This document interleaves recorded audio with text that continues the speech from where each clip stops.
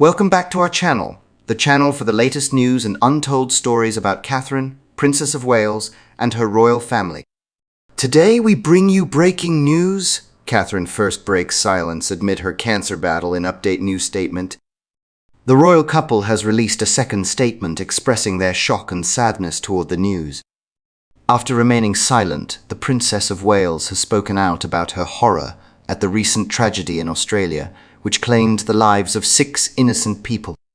She has had a conversation with William, her husband. A personal letter that William and Catherine sent on several social media sites expressed their shock and sadness over the awful events that happened in Sydney earlier today. To the families of the victims and the courageous first responders who put their lives on the line to rescue others, our sincere sympathy goes out to you all. W&C Princess Catherine has remained silent since the release of her video statement detailing her cancer treatment. William, the spouse, has frequently attended formal events. Last week, he and his son, Prince George, attended the football match between Aston Villa and Lille. A friend of Prince William's, who was there with Prince William and Prince George, said that Princess Catherine is doing well and is on the road to recovery, which is what William said during the trip. The sighting of Prince William in a Windsor tavern with Princess Catherine's parents was another clue. This may work when the whole family is happy.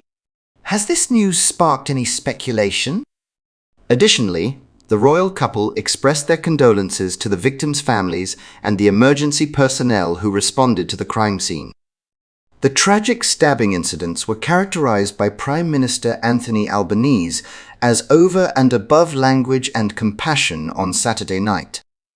This was a terrible act of domestic abuse, cruelly directed at defenseless individuals moving about their daily lives doing their shopping, he stated. To the families of the deceased and the wounded, our nation extends its deepest sympathies and condolences. May you find strength in the memories of those whom we have lost. Penny Sharpie, the acting Premier of New South Wales, hailed the uninvolved onlookers who remained up for the individuals around them late on a Saturday night. The days ahead will be much more challenging, she stated. Those who suffered the loss of loved ones are with us tonight, in our prayers and thoughts. This is not going to be easy, and it will remain so for the next few days. The suffering and loss that many people are experiencing is only beginning. On your behalf, as the Government of New South Wales, I would like to convey our unwavering support and promise to be by your side in the days and weeks ahead. The New South Wales Police reported that a stabbing incident at a Sydney shopping mall claimed the lives of 5 women and 1 man. The police held a press conference and confirmed the deaths of a male and 4 women in the mall, while another woman succumbed to her injuries at the hospital. A hero police officer also shot and killed the offender. The 9-month-old child has had surgery due to the event, and about 8 individuals, including the toddler, are now receiving treatment for different injuries at various hospitals throughout Sydney. Karen Webb, the Commissioner of Police for New South Wales, stated that the 40-year-old attacker in Sydney had no connection to terrorism. During a press conference, Miss Webb said later this afternoon, we became conscious of who it seems the perpetrator of this crime is, and we are convinced he is a human being who is over 40 years old. I can assure you that our investigators have determined that there is actually no ongoing threat, and that we are just dealing with the estate of a single person who has already passed away. We can't guess his identity right now because we have to wait for him to be formally identified.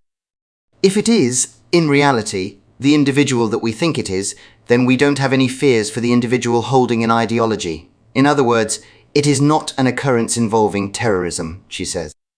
Although the authorities are aware of him, his formal identification is still pending. Karen Webb, the Commissioner of Police in New South Wales, characterized the event that transpired in Sydney as absolutely terrible. She recounts the heroic actions of the responding officer and the other officers stationed in Bondi. When they returned to the station yesterday afternoon, I had a chance to talk to them. She said that the employees at the stores in the mall demonstrated tremendous courage and bravery. The situation may have been much worse, but it was awful nonetheless, and people were dealing with the suffering they had witnessed. Thanks for watching the video. Please let us know your thoughts, and goodbye for the time being.